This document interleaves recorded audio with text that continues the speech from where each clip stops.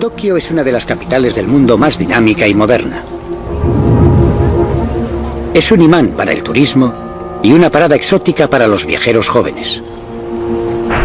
Cada año, miles de mujeres de todo el mundo se sienten atraídas por el dinero fácil que ofrece el trabajar como chica de compañía en los clubes de Tokio. Richard Lloyd Parry es un periodista que trabaja en Tokio y que cubrió el caso desde el principio. Las palabras chica de compañía en Londres o Nueva York sugieren algo realmente sórdido, no muy alejado de la prostitución. En Japón no es así. Estos bares son lugares a los que los hombres acuden después de trabajar para tomar algo y para hablar con las chicas. Leah Jacobson, una norteamericana que en el pasado llevaba una vida fácil en Tokio, trabajó como chica de compañía durante casi 2 años. Nuestro trabajo allí es hacer que los hombres se sientan especiales, hincharles el ego. Hay chicas que te servirán las copas, que te encenderán los cigarrillos y que te mimarán. Te tratarán como a una estrella de cine. Pero para muchos hombres japoneses hay una característica específica que es más valiosa que la conversación o la compañía de una joven. Hay muchos hombres que tienen un fetiche particular por las chicas de pelo rubio y ojos azules, y hay clubes que ofrecen ese fetiche en particular. El 4 de mayo de 2000, Lucy Blackman, una auxiliar de vuelo de 21 años de edad, llega a Tokio con su amiga Louise Phillips. Llegan para hacer algún dinero y, lo más importante, para experimentar la vibrante vida cultural de Japón. El padre de Lucy, Tim, recuerda la decisión de su hija de irse al lejano oriente. Ella había estado trabajando como auxiliar de vuelo en British Airways con su amiga Louise y ambas decidieron que iban a hacer ese viaje excitante. Ambas dejaron sus trabajos en British Airways y planearon el viaje. Pocas semanas después de su llegada a la ciudad, Lucy y Louise encuentran un trabajo como chicas de compañía en el Club Casablanca del barrio Tokiota de Roppongi. Sin embargo, sin que Lucy y Louise sean conscientes de ello, en estas habitaciones poco iluminadas y barras sórdidas se pueden esconder peligros insospechados. Akio Kuroki trabajó en la Policía Metropolitana de Tokio durante 23 años, antes de convertirse en periodista criminalista. Conoce el barrio de Roppongi a la perfección. Creo que el mejor modo de describir la zona es como el barrio del placer. Hay muchos clubes de alto standing que contratan a chicas de alto nivel. A veces los clubes te involucrarán en actividades criminales, como la prostitución, el tráfico de drogas o en algunos casos te harán contactar con mafiosos. Para la gente de a pie japonesa es un barrio muy peligroso.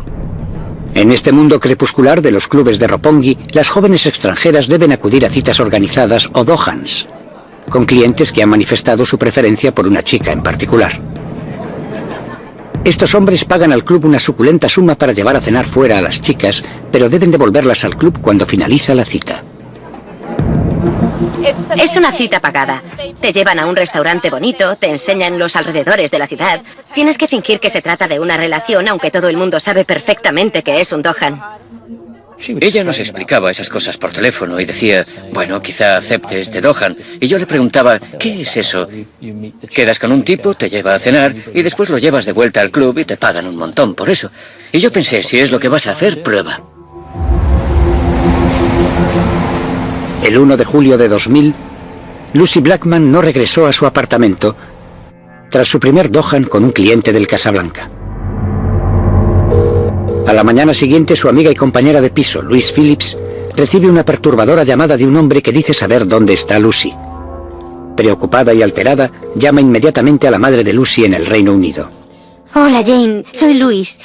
Estoy un poco preocupada. Lucy no volvió a casa anoche y acaba de llamarme un tío diciendo que Lucy se unió a una secta. Para el padre de Lucy son noticias angustiosas y enseguida se enciende la luz de alarma. No podía creer que Lucy optara voluntariamente por unirse a una secta religiosa. No era en absoluto su estilo de vida. La familia está desesperada por conocer cualquier detalle relacionado con la desaparición de Lucy, pero la diferencia horaria está dificultando el intercambio de información.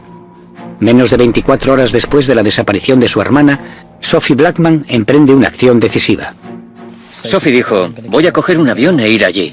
Yo dije, yo puedo hacer mucho más desde aquí, llamando por teléfono durante 3 o 4 días a tanta gente como pueda e intentando averiguar algo. Cada hora que pasa, el temor por la seguridad de Lucy aumenta. Ahora en Tokio, su hermana Sophie está en contacto con la embajada británica y con la policía metropolitana de Tokio. Sin embargo, tras 2 días en la ciudad, está desconcertada por la respuesta ante la desaparición de su hermana. Descorazonada y frustrada, llama a su padre en el Reino Unido. Sophie me llamó diciendo que no estaba llegando a ninguna parte. No estaban interesados en Lucy porque se trataba de una extranjera. Solo soy una chica, y aquí hay una especie de manía en contra de las mujeres. Las mujeres son consideradas ciudadanos de segunda clase y hasta ahora ni siquiera han registrado la desaparición de Lucy. Tim se da cuenta de que tiene que actuar inmediatamente. Sin tener ninguna pista sobre dónde empezar a buscar a su hija Lucy, se sube al siguiente avión a Tokio.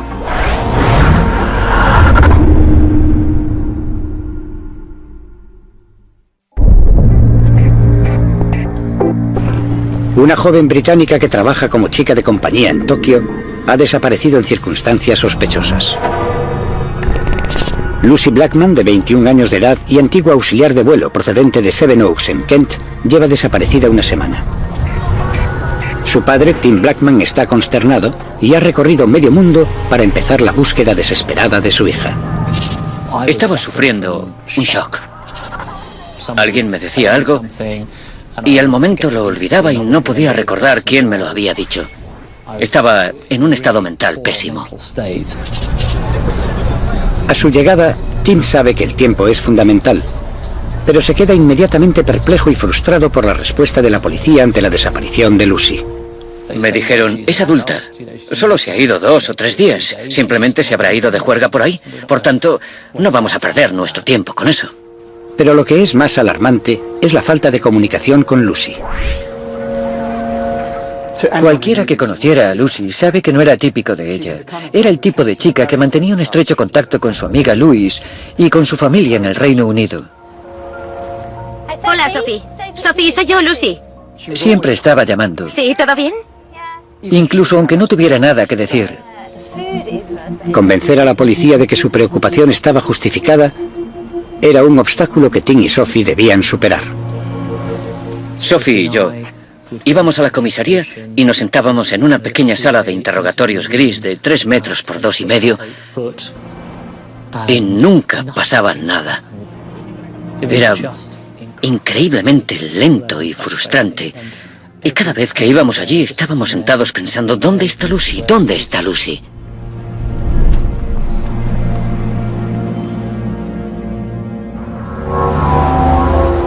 Doce días después de la desaparición de Lucy y dada la poca ayuda ofrecida por la policía de Tokio, Tim decide poner en marcha su propia investigación.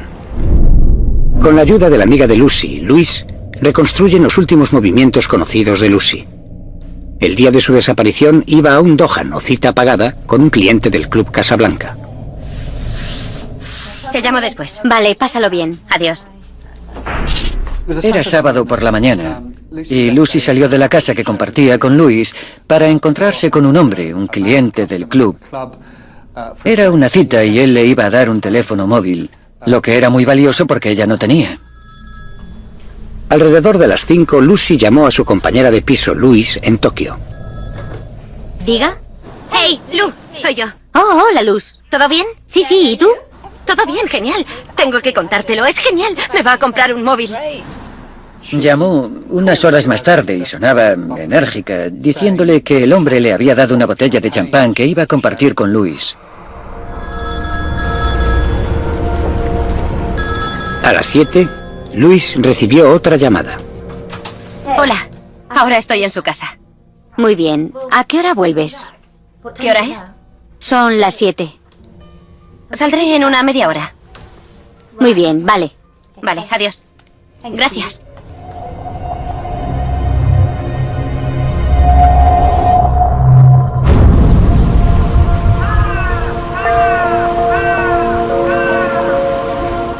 Esa era toda la información que teníamos. Que Lucy se había ido de viaje a la costa con alguien por la tarde y que por la noche no había regresado. Sabíamos que era serio porque ella siempre habría querido regresar. Había hecho planes con Luis para aquella noche, los cuales no cumplió, y eso no era típico de Lucy. Tim acude una vez más a la policía de Tokio. Sabe que el rastro del teléfono que usó para llamar a Luis podría llevarlos directamente a Lucy.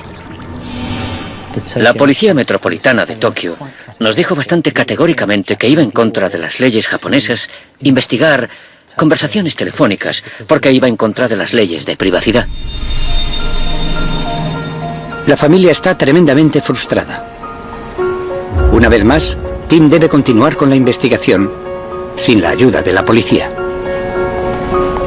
Decide alertar a los medios para aumentar la repercusión pública del caso. Organiza una rueda de prensa. La posibilidad de que se haya interesado de repente en una secta religiosa el sábado por la tarde es muy improbable. Kentaro Katayama es un periodista de Tokio y un presentador de la televisión que sigue el caso. La familia fue de gran utilidad durante el caso, ya que salieron por la televisión y se les veía todos los días en la calle dando panfletos y pidiendo información. El uso de Tim de los medios mereció la pena. El caso se ha ganado el interés público. Pero a pesar del aumento de la visibilidad del caso, la investigación continúa siendo lenta e infructífera. Sin desanimarse por la indiferencia de la policía, Tim encontró una oportunidad para dar más visibilidad a la búsqueda desesperada de su hija desaparecida. Cuando supimos que Tony Blair venía a Japón, nos reunimos con él y nos grabaron. Además, habló con el primer ministro japonés sobre el caso. Por tanto, en ese momento conseguimos el cenit de cobertura e importancia.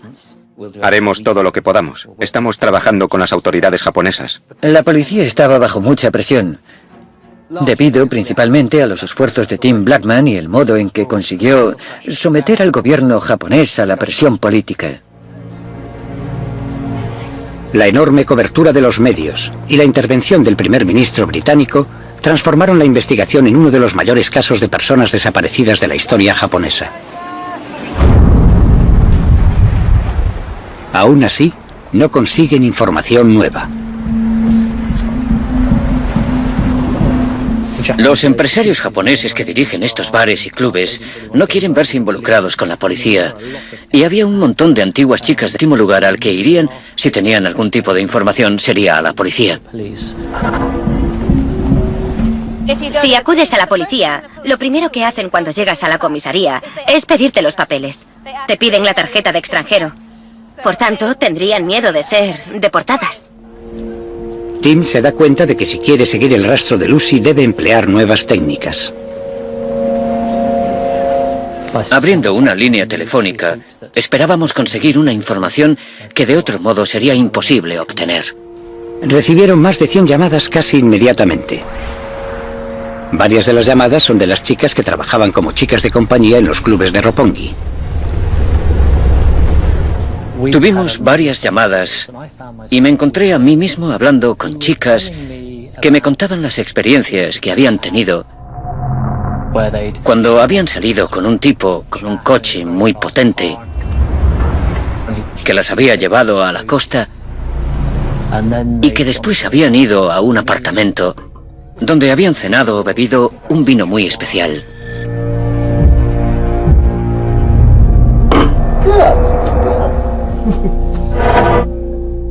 Una y otra vez, todas estas mujeres describen cómo después de beberse aquella bebida cayeron inconscientes.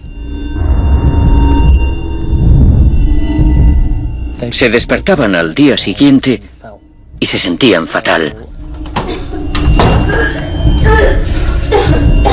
De la noche podían recordar una pequeña lucecita roja de una cámara. Al volver a Tokio estaban enfermas durante unos cuantos días.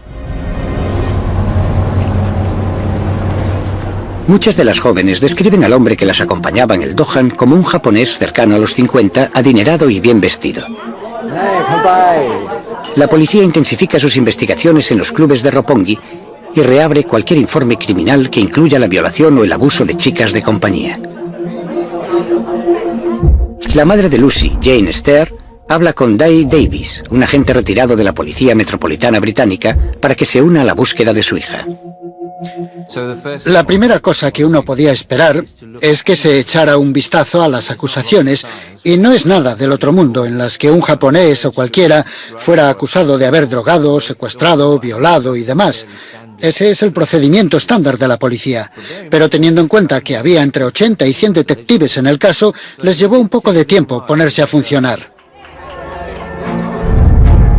No obstante, las leyes de privacidad japonesas todavía suponen un gran obstáculo para Tim en la búsqueda de Lucy. Teníamos un problema serio. Lucy había hecho llamadas desde un teléfono móvil. Debería haber sido posible rastrearlo. Tim y Sophie piden ayuda directamente a Derry Irvine, ministro de Justicia británico que visita Japón, con la esperanza de que su experiencia jurídica pueda ayudarles. Les convenció de que una investigación policial era también confidencial y privada, y que por tanto investigar teléfonos móviles durante una investigación policial no suponía una contravención de la privacidad de la gente. Ahora, gracias a la posibilidad de rastrear el lugar desde el que Lucy realizó las llamadas el día de su desaparición y a la información obtenida de la línea telefónica, la policía tiene un nombre: Yoji Obara, de 48 años de edad. Los investigadores lo arrestan en su casa de Tokio. Tener al sospechoso principal bajo custodia y a los agentes más veteranos preparándose para interrogarlo supone un gran avance en el caso. ¿Cómo conociste a Lucy Blackman? Vamos, dímelo. Sin comentarios.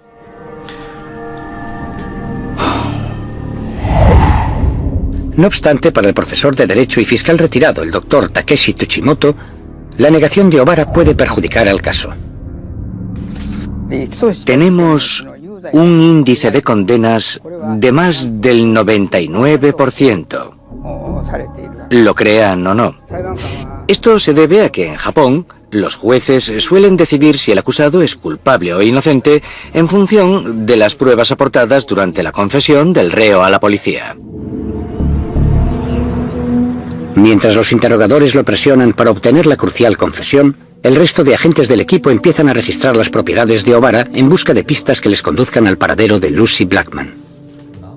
La policía inspeccionó varias de sus propiedades en todo Japón y encontraron cantidades enormes de material. Entre una pequeña farmacia de medicamentos, la policía identificó varios botes de cloroformo que podría haber sido usado para dejar a una persona inconsciente. Se descubrieron entre 4.000 y 5.000 vídeos que fueron confiscados por la policía para su análisis. Después los investigadores encontraron un rollo sin revelar. Una vez que lo procesaron, descubrieron que contenía varias fotos de Lucy Blackman en el apartamento de Obara y en la playa. ¡Muy bien! Obara no tiene otra alternativa que admitir que había conocido a Lucy Blackman. ¿Estuviste con Lucy Blackman el día que desapareció? Sí. Eso no lo estoy negando.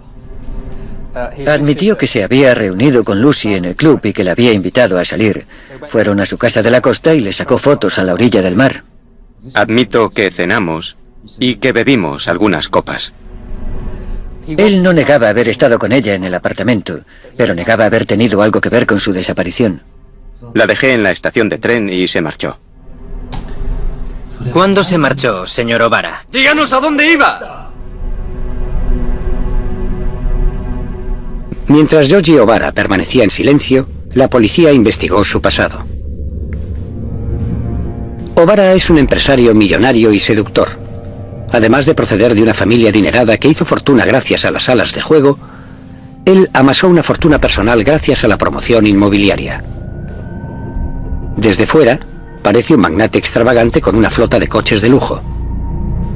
Pero aparte de eso, no se sabe mucho más. El carácter y la personalidad de Yoji Obara son en gran medida un misterio. Hay muy pocas fotos, casi ninguna, de él después del colegio, después de la infancia. Con Obara manteniéndose perseverante y callado en los interrogatorios, los investigadores continúan la inspección de sus posesiones para encontrar más pruebas en su contra. Encontraron muchos cuadernos en los que registraba sus encuentros con mujeres que iban desde la actualidad hasta su juventud. Había algunos nombres allí. No siempre podían identificar a las personas involucradas, pero en algunos casos pudieron. En un diario inquietante, Obara había garabateado: demasiado cloroformo.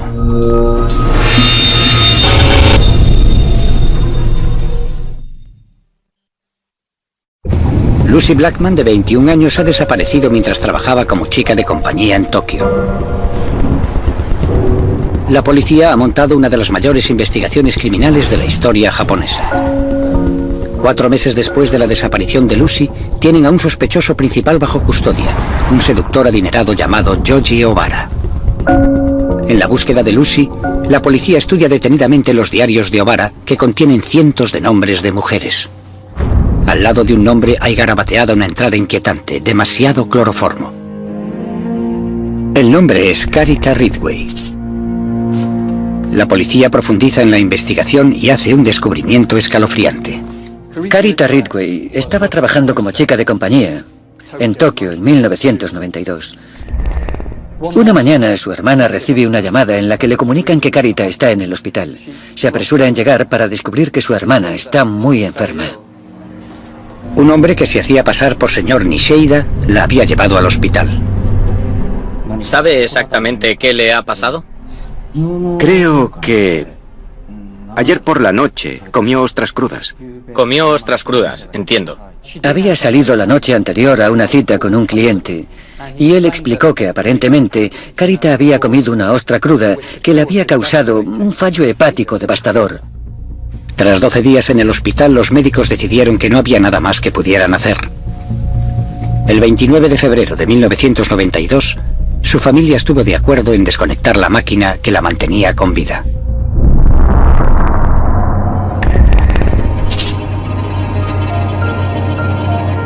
La policía en aquel momento no investigó el caso.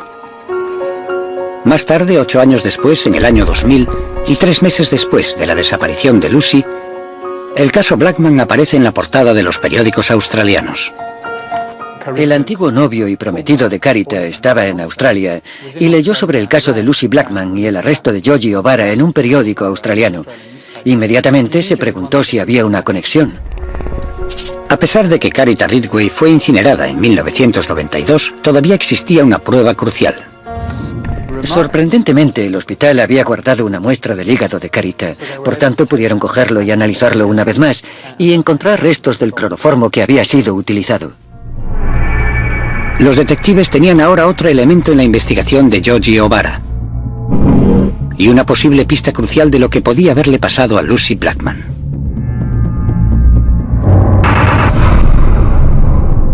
La policía vuelve a la vasta colección de vídeos en busca de pruebas y hace un descubrimiento espantoso. En un sinfín de cintas se ve cómo Obara enmascarado administra cloroformo y después viola a sus víctimas inconscientes. En Japón, violar a mujeres inconscientes se le llama jungokan y es un acto practicado por fetichistas sexuales. En una de las cintas de Obara salen a la luz las causas de la trágica muerte de Carita Ridgway. Finalmente, la policía japonesa encontró un vídeo en el que Yoji Obara viola a Carita Ridgway y pudieron demostrar que la causa de la muerte no fue una ostra en mal estado, sino las drogas que Obara le suministraba para dejarla inconsciente y poder violarla. La policía sabe que se enfrenta a un violador y asesino en serie. Acusan a Obara de la violación y asesinato de Carita Ridgway y de la violación de otras 8 mujeres. Las noticias llegan a la familia Blackman.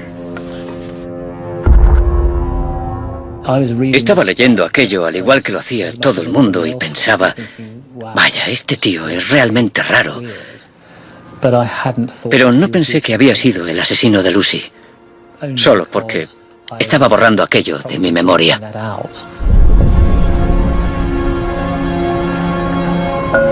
Tim regresa al Reino Unido tras la decisión de abandonar Tokio en septiembre de 2000. Además de haber recibido donaciones anónimas, ha gastado decenas de miles de libras buscando a su hija. Está deprimido y exhausto. Las pruebas que sugieren que es posible que Lucy nunca hubiera abandonado el apartamento de O'Bara presentan un panorama desolador. En el disco duro de su ordenador encontraron búsquedas que había realizado, cosas como ácido sulfúrico e información sobre cómo deshacerse de un cadáver. Los investigadores repasan los movimientos de O'Bara en la época en la que Lucy desapareció. Hola, hola. La persona con la que estoy, una mujer, ha tenido una sobredosis. ¿Qué hago? El rastreo de las llamadas de la casa de O'Bara desvela que el 2 de julio realizó varias llamadas a hospitales de la zona, pidiendo consejos sobre qué hacer con una víctima de sobredosis. Sí, intentaré eso.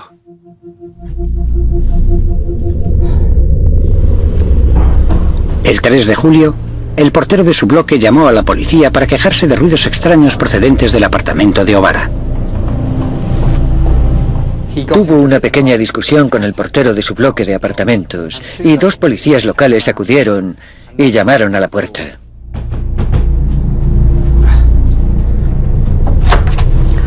¿Podemos hablar con usted? No, váyanse. Lo describieron como muy agitado y sudoroso. No quería dejar pasar a la policía. ¿Por qué no dejaste entrar a los agentes el día 6 de julio? Estaba alicatando mi baño y quería ducharme. No era muy apropiado. Les dijo que se marcharan de forma agresiva.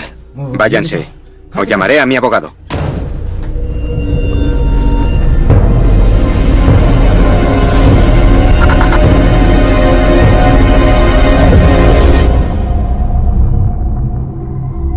A pesar del comportamiento extraño de O'Bara en aquella ocasión, los agentes carecían del poder para llevar a cabo ninguna acción inmediata. La policía solo puede entrar en una vivienda en el caso de que observe un quebrantamiento evidente de la ley. Por ejemplo, si hubiera una mujer gritando en el interior, pidiendo auxilio. En la visita al domicilio del señor O'Bara, los agentes debieron juzgar que no era necesario o que quizá habían sido engañados por el señor O'Bara.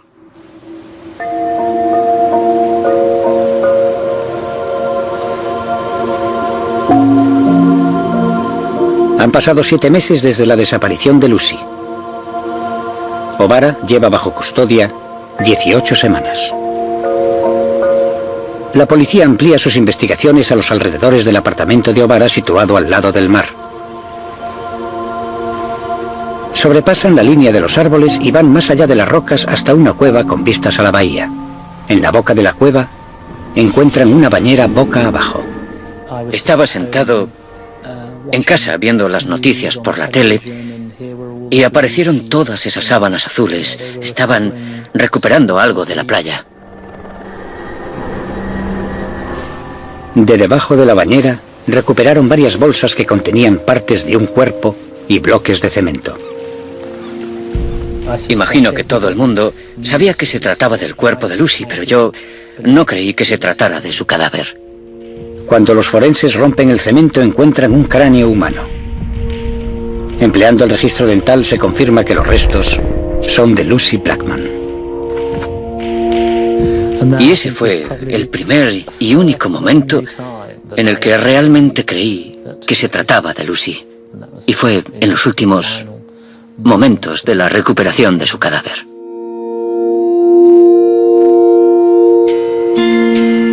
La larga búsqueda de Lucy Blackman ha llegado a un final desgarrador. La lucha para llevar a su asesino ante la justicia está a punto de comenzar. Sin embargo, Yoji O'Bara niega todos los cargos de los que se le acusa. Muy bien. ¿Y qué pasa con esto? El 7 de julio, descuartizaste el cadáver de Lucy en el baño y lo enterraste en la cueva. No voy a hacer ningún comentario.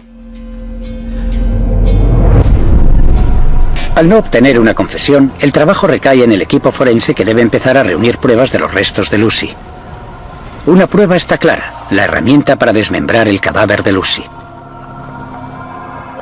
El patólogo forense, el doctor Masahiko Ueno, lo explica. Las secciones transversales de los cortes son irregulares, llenas de cortes dentados muy juntos. Cuando se utiliza una sierra, el espacio entre cada corte irregular es ancho porque el movimiento que se realiza al serrar es amplio. Sin embargo, cuando se usa una sierra eléctrica, el movimiento incluye muchas vibraciones, por tanto, la superficie del corte es muy dentada. Los tickets encontrados por la policía confirman que O'Bara adquirió una sierra eléctrica solo unos días después de la desaparición de Lucy. Pero aparte de eso, no hay más pruebas relevantes. No pudieron establecer la causa de la muerte de Lucy, no pudieron establecer exactamente cuándo murió o dónde murió. No había una pistola humeante, no había pruebas de ADN, por ejemplo, pelo o semen de O'Bara en los restos de Lucy. Y la razón era que el cadáver que había sido descuartizado había estado en el suelo durante 7 meses, en ese suelo húmedo y arenoso, y simplemente no se encontraba en las condiciones apropiadas para recoger muestras y determinar qué la había matado. La investigación ha sufrido un gran revés. Inmediatamente empiezan a surgir preguntas como ¿por qué la policía no encontró el cadáver antes? Alguna gente ha sugerido que la policía sabía dónde estaba el cadáver desde bastante antes, porque habían inspeccionado la zona con perros. ¿Por qué no habían encontrado el cuerpo? Podría ser que lo supieran y que lo dejaran allí, porque querían que Yogi O'Bara los llevara hasta él. Querían que confesara. Entonces, ¿todavía niegas los crímenes? Sí, lo niego todo. Si hicieron eso, calcularon mal. El caso de la acusación tendrá que ser construido sobre las sobrecogedoras pruebas circunstanciales que habían recopilado en contra de O'Bara. De acuerdo con la acusación, 10 o 15 años. Era un secuestrador en serie y un violador de mujeres a las que él drogaba y violaba mientras estaban inconscientes. Las llevaba a ese apartamento que tenía en la ciudad de Susi. Bien, por favor. Entrarían y él encargaría comida, les ofrecería algo de beber. ¿Quieres beber algo? Sí, gracias. Animaría a las chicas a probar un extraño vino que les diría que procedía de la India o de Filipinas para justificar el sabor raro de ese vino con un chorro de drogas. Da buena suerte bebérselo de un trago. ¿De un trago? Si no, mala suerte. ¿Entiendes? Salud. Salud. La acusación alegó que O'Bara había dejado a Lucy inconsciente de ese modo la noche del 2 de julio de 2001. Lucy. ¡Eh! ¡Eh!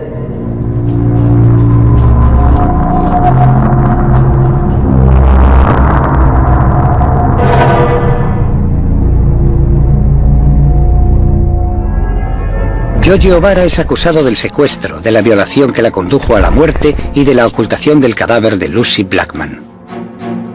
Además, se enfrentará a otros 8 cargos por violación y al asesinato de Carita Ridgway. El 3 de julio de 2001, en el juzgado, O'Bara se declara inocente de todos los cargos. Se fija el juicio para noviembre de 2003. Tim y su familia tendrán finalmente el anhelado juicio.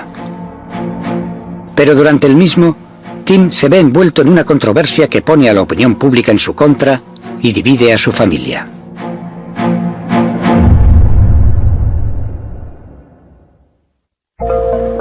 El cadáver descuartizado de Lucy Blackman, de 21 años, ha sido encontrado en una cueva al lado del Pacífico y es llevado a Tokio. Yogi O'Bara, un seductor millonario y solitario, es acusado del secuestro, violación y asesinato de Lucy. Además, se enfrenta al asesinato de la chica de compañía australiana Carita Ridgway, además de a 8 cargos distintos de violación. El juicio comienza en noviembre de 2003 con una cobertura mediática intensa. Para la familia de Lucy Blackman, es una experiencia apabullante. Me habían preguntado muchas veces cómo creía que iba a ser, y fue una experiencia tan surrealista que nos sentíamos como si fuéramos extras en un reality show. ¿Sentí rabia? No, no sentí rabia. Quise saltar sobre él y apuñalarle. No quise saltar sobre él y apuñalarle. Fue un sentimiento mucho más extraño. En cuanto empieza el juicio, el abogado defensor de Obara, Yasuo Shionoya, inmediatamente arremete contra el montón de pruebas circunstanciales. Este caso es un caso muy difícil. Hay enormes diferencias entre la acusación y la defensa. Por ejemplo, no sabemos la causa de la muerte de Lucy Blackman. Resumiendo, hay muchas cosas que no sabemos y hay muchas áreas en las que no podemos esclarecer los hechos. La defensa sostenía que no podían probar eso. No hay pruebas de que nuestro cliente, como ustedes afirman, violara, asesinara y descuartizara a esa mujer. Todas eran pruebas circunstanciales. Los abogados defensores hicieron todo lo que pudieron para exponer explicaciones alternativas para todas aquellas pequeñas pruebas circunstanciales. Para los Blackman, el juicio es increíblemente doloroso, ya que los jueces escuchan las pruebas durante una corta sesión al mes. Los progresos son agonizantemente lentos. Nos habían advertido muchas veces de que el juicio iba a ser prolongado y que iba a llevarse a cabo durante un dilatado espacio de tiempo. No había imaginado que se trataría de tantísimo tiempo.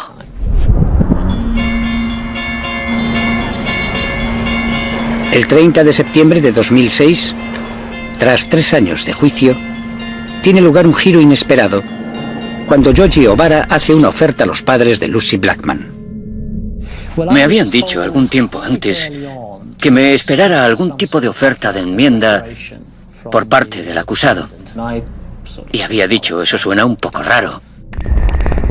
La defensa, en nombre de Obara, ofrece a Tim y a su exmujer más de 450.000 libras a cada uno. En los juicios criminales japoneses a veces sucede que el demandado, que está siendo declarado culpable, paga una cierta cantidad de dinero a la víctima a modo de disculpa para mejorar las cosas. La razón por la que pagó el dinero se debía a una obligación moral. Su posición es que no es responsable en términos jurídicos. Por ejemplo, en el caso de Lucy Blackman, dijo que tenía una obligación moral porque su invitación a ir a su casa había tenido como resultado una muerte trágica. Tim acepta la oferta, pero la madre de Lucy, Jane Steer, la rechaza y critica públicamente la decisión de su exmarido. Jane decía que los fiscales habían dicho que no aceptaran ningún dinero en aquel momento, pero él lo aceptó. Cuando aceptó ese dinero, ¿qué pensaste? No pude comprender cómo un padre podía coger el dinero antes del final del juicio de alguien como Yoji Obara. Creo que moralmente no está bien. Pensé que, dado el trauma y todo por lo que estaba pasando la familia, debía aceptar el dinero y es lo que hice. El 24 de abril de 2007, tras un juicio que se había prolongado 4 años, el tribunal formado por 3 jueces llega a un veredicto. Tim y Sophie Blackman están al fondo del juzgado cuando emiten el veredicto. Hay una enorme cantidad de filas de sillas que caen al suelo mientras los periodistas se apresuran a salir por la puerta. No sabíamos qué pasaba. Yoji Obara, de 55 años de edad, es declarado culpable de los 8 cargos de violación y de la violación y asesinato de Carita Ridgway. Sin embargo, es absuelto de los cargos relacionados con Lucy Blackman. Sentimos que en muchos aspectos no se ha hecho justicia con Lucy. La familia de Lucy está muy decepcionada hoy, eso creo. Pero debo pedir a la familia que entienda la decisión del juez. En un primer momento, Sophie y yo estábamos muy afectados y atónitos de que pudieran coger todas aquellas pruebas que estaban allí y llegar a esa conclusión. Pero el veredicto relacionado con Lucy Blackman es inmediatamente recurrido por la acusación. El 16 de diciembre de 2008 se emite el veredicto de apelación. Yoji Obara es declarado culpable de secuestrar a Lucy Blackman, de descuartizarla y de esconder el cadáver. Esta ha sido una experiencia angustiosa, no solo hoy, sino durante 8 años. Pero finalmente tenemos 2 veredictos de culpabilidad y una sentencia por los terribles crímenes que O'Bara cometió contra mi maravillosa Lucy. Georgie O'Bara pasará el resto de su vida entre rejas. Pero para la familia de Lucy, la sentencia nunca curará las profundas heridas emocionales que les ha causado. Creo que el primogénito siempre es muy, muy especial. Yo era un joven de 26 años cuando ella nació.